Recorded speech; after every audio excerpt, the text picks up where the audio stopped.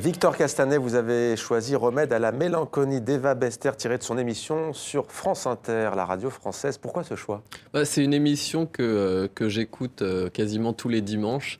Et c'est vrai que ce qui est de magique dans ce livre et dans cette émission, c'est qu'en fait, elle essaie de donner des remèdes à ces crises d'angoisse, à la tristesse, à la mélancolie. Et c'est souvent la médecine par les arts, en fait. Et donc, vous avez des invités dans ce livre et dans son émission qui vont donner le livre qui leur fait le plus de bien, la musique, le film fétiche. C'est pas forcément leur livre préféré, mais c'est ce qui les sort de leur pire crise d'angoisse, ce qui leur fait aller mieux. Et donc, c'était une sorte de coup de cœur qui donnait une liste de coups de cœur. Voilà, le coup de cœur qui en appelle d'autres. Vous avez choisi, vous, Didi, Nedjma, roman de Kateb Yassine. Pourquoi ce livre ?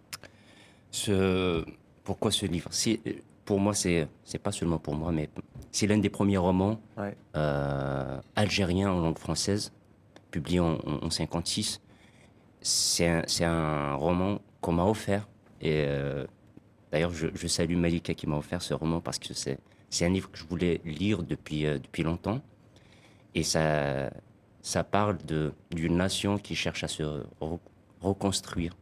Et d'amour notamment aussi. Fawza Farida Charfi, vous avez opté pour une exposition dont on a déjà parlé ici. Très rapidement, il s'agit de l'éveil d'une nation, l'art à l'aube de la Tunisie moderne, 1837-1881. C'est jusqu'au 27 février au palais Ksar Es Saïd à Tunis.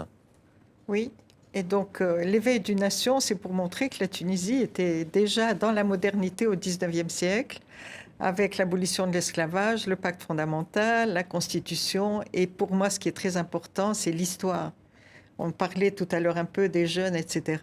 Et en fait, vous voyez, c'est par l'histoire, mais toute l'histoire, qu'on peut combattre aujourd'hui l'extrémisme. Merci. Toute l'histoire.